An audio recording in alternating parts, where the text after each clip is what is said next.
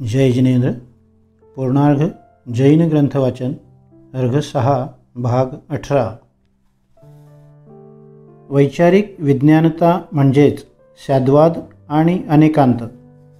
जैनाचार्यांची विश्वाला एक मोठी देणगी म्हणजे सद्वाद आणि अनेकांत।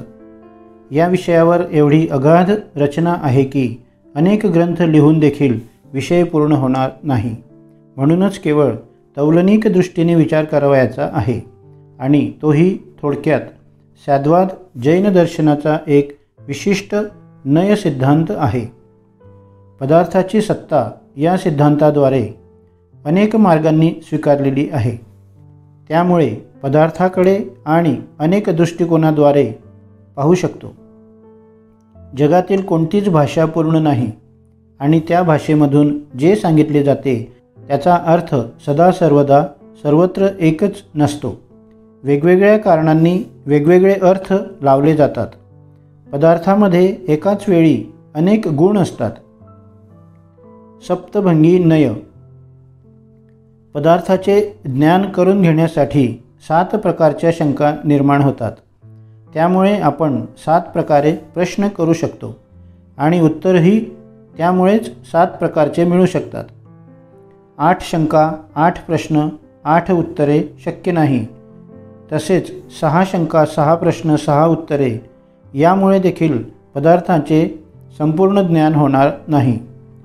प्रश्नाचे उत्तर एकतर हो असे देता येईल किंवा नाही असे देता येईल। एकाच वेळी हो किंवा नाही असे उत्तर देता येणार नाही, म्हणजे तो पदार्थ अव्यक्तव्य आहे। गणितशास्त्राप्रमाणे 3 संख्येचे भंग जास्तीत जास्त प्रकारचे 7च होऊ शकतात। त्यामुळे 7 भंग नय संभवतात।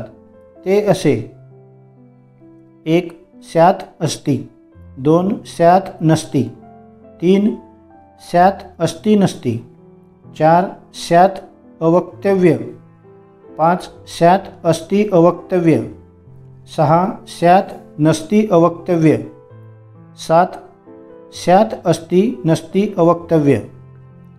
अधिक खुलाशासाठी जैन शास्त्रातून 7 आंधळ्यांचा व हत्तीचा दृष्टांत दिला जातो। एका शहरात एक हत्ती आला। 7 आंधळे तो हत्ती पाहण्यास निघाले।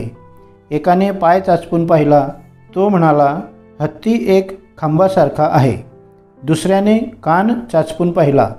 तो म्हणाला, हत्ती सुपासारखा आहे। तिसऱ्याने शेपटी चाचपून पाहिली। तो म्हणाला, हत्ती दोरासारखा आहे। अशा प्रकारे 7ही जणांनी वेगवेगळे हत्तीचे वर्णन केले।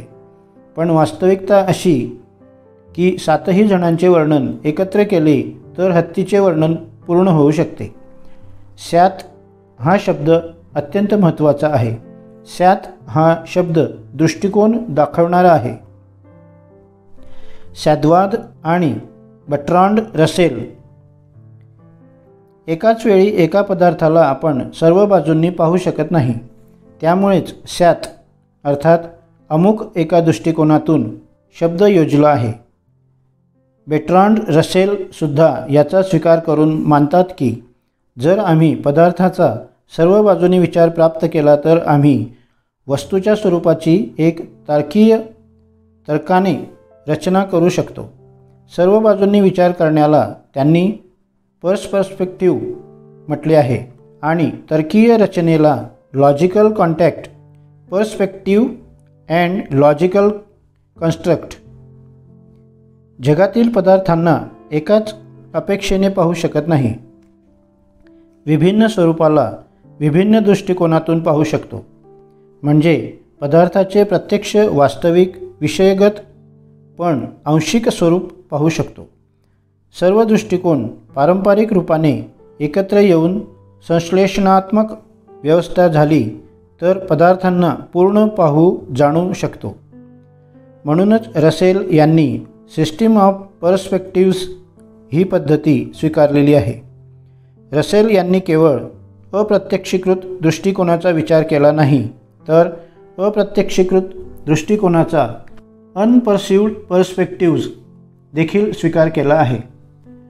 वरील दोन्ही पद्धती वस्तुनिष्ठ आहेत। रसेलचे सिद्धांत स्वद्वादाशी मिळते जुळते आहेत, कारण दोन्हीही बाह्य जगताला वस्तुगत मानतात, अर्थात मानसिक वा व्यक्तिनिष्ठ नाही. तसेच विविध दृष्टिकोनांनी अपेक्षेने पदार्थाचे ज्ञान होऊ शकते. पुन्हा पदार्थाचे पूर्ण ज्ञान होऊ शकते, मात्र सर्व दृष्टिकोनांनी तेथे अपेक्षा आहे. अशा तिन्ही दृष्टीने स्वद्वादाशी रसेलचे साम्य आहे. स्वद्वाद आणि हिगेलचा द्वंद्वात्मक भौतिकवाद प्रसिद्ध आहे. त्या सिद्धांताद्वारे त्याने 3 अवस्था मांडल्या. 1 वाद अर्थात थिसिस, 2 प्रतिवाद अर्थात अँटिथिसिस व 3 संवाद अर्थात सिंथेसिस. वेदांताच्या विवर्तवादानुसार वाद, प्रतिवाद आणि संवाद म्हणजे अनुक्रमे स्थिती, परिवर्तन आणि प्रतिफलन आहे. प्रत्येक वस्तूची स्वतःची एक स्थिती असते. वस्तूला प्रतिषेधात्मक अर्थात परिवर्तनात्मक स्थिती जेव्हा येते तेव्हा नवे रूप येते. उदाहरणार्थ दुधाची स्थित्यात्मक सत्ता, त्याचे प्रतिषेधात्मक परिवर्तन आणि परिवर्तजन्य दधिरूपामध्ये विवर्त भाव. दुसऱ्या उदाहरणाने असे म्हणता येईल की सोन्याची द्रव्यरूप सत्ता अग्निक्रियाद्वारा परिवर्तन आणि विवर्तरूप कटक, मुकुटकुंडल आदी म्हणजे उत्पाद, व्यय, द्रव्य. सारांश रूपाने हिंगेलचा द्वंद्वात्मक भौतिकवाद उत्पाद व्यय द्रव्ययुक्तम सत या सूत्रानुरूप आहे, म्हणजे स्वद्वादाशी साम्य आहे. स्वद्वाद आणि आइन्स्टाईनचे नाव माहीत नाही असा सुशिक्षित माणूस सापडणे कठीण आहे. जगातील सर्वात बुद्धिमान माणूस शालेय अभ्यासात असलेल्या विद्यार्थ्याने सन 1921 नोबेल पारितोषिक मिळविले. ज्यामुळे त्याला नोबेल पारितोषिक मिळाले तो सिद्धांत आहे सापेक्षवाद अर्थात थिअरी ऑफ रिलेटिव्हिटी. स्वद्वाद हा शब्द स्यात आणि वाद यांनी मिळून झाला आहे. स्यातचा अर्थ आहे अपेक्षेने कोण्या एका वस्तू तत्व निर्णयामध्ये जो वाद अपेक्षेची प्रधानता बाळगतो तो स्वद्वाद. सापेक्षवादाचे भाषांतर केले तर अपेक्षेचा सिद्धांत असे होईल. सापेक्षतावाद आणि सापेक्षवाद अशी 2 नावे थिअरी ऑफ रिलेटिव्हिटीला आहेत. सारांश रूपाने स्वद्वाद आणि सापेक्षवाद यांचा अर्थ एकच. शब्दभेद जरूर आहे, पण अर्थभेद मात्र नाही.